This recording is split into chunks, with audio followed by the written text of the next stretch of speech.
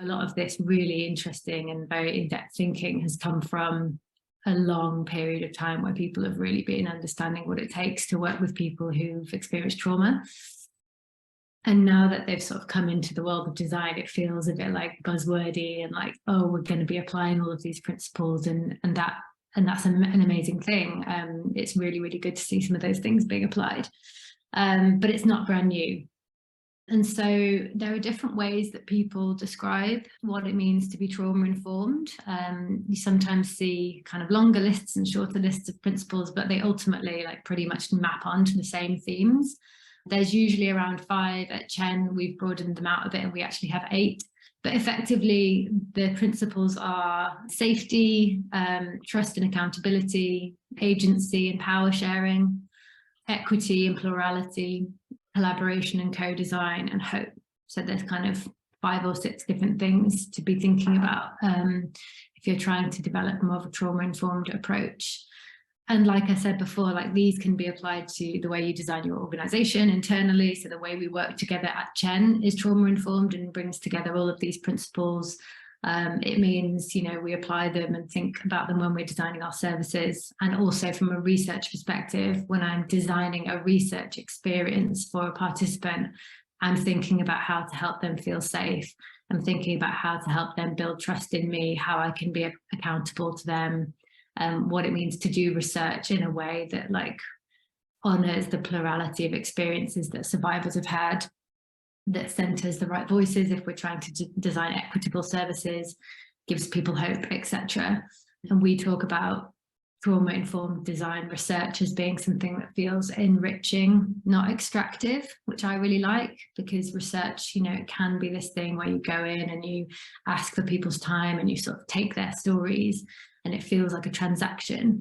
I think when you start to delve more into the world of kind of sensitive research, and especially trauma-informed research, you really start to understand how important it is to kind of create that relationship and make research feel like something that's really enriching for the participants that you speak with.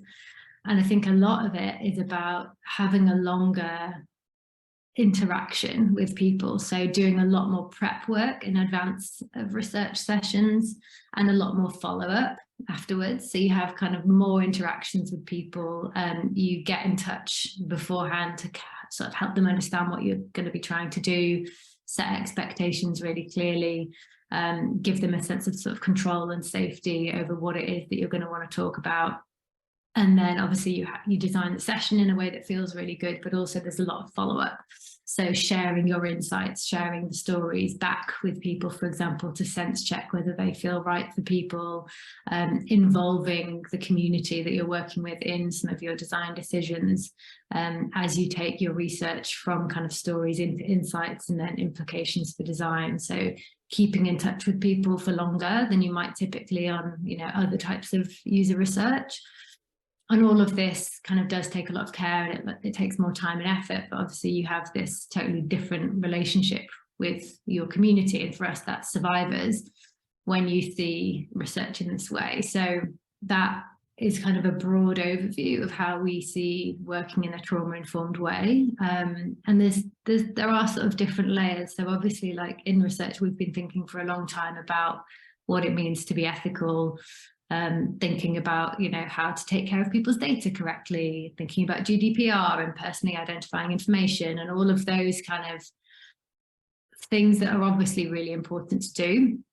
And then I think there's other layers that you can start to add in around, you know, what are the intended and unintended consequences for people of taking part in our research. So we think a lot about things like triggers.